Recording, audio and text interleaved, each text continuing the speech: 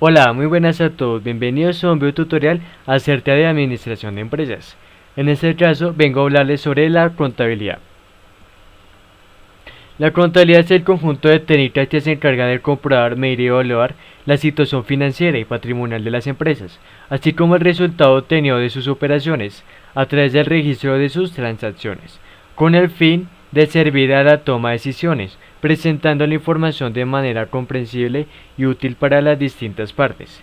Están obligados a llevar una contabilidad financiera de las siguientes sociedades mercantiles: sociedad limitada, sociedad anónima, sociedad laboral, sociedad cooperativa. Los trabajadores autónomos o profesionales por cuenta propia pueden llegar a la contabilidad, pero no están obligados a hacerlo. Únicamente están obligados a hallar un registro permanente de sus facturas emitidas y recibidas.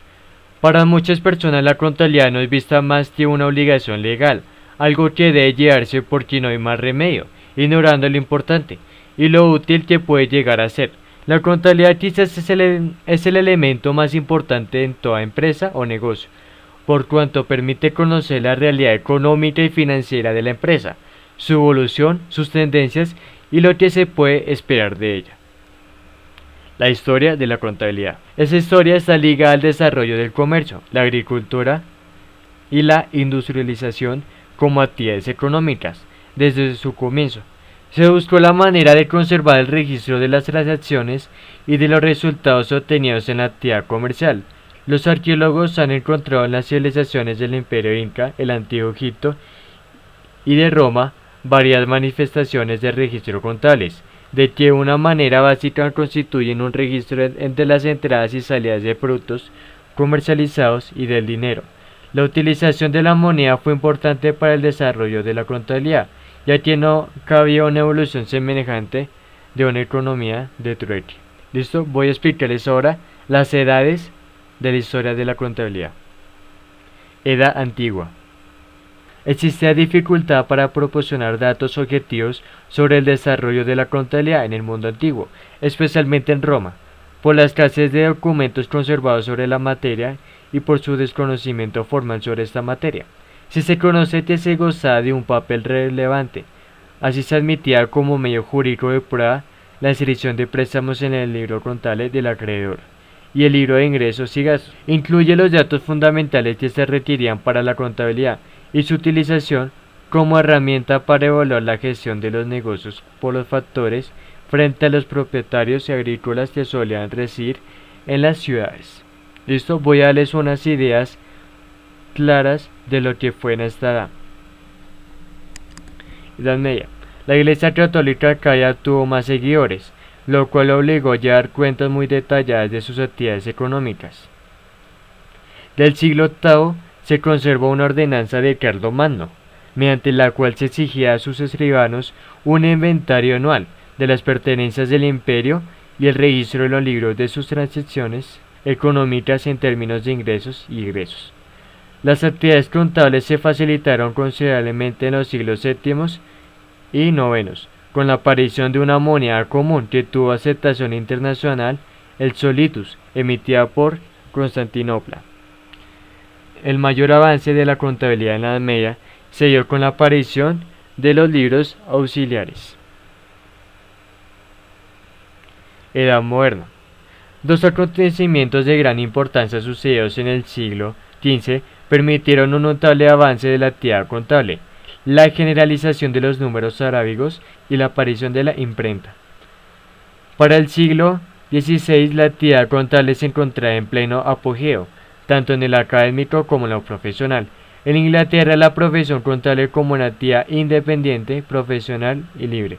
En los siglos XVII y XVIII se organiza la profesión contable.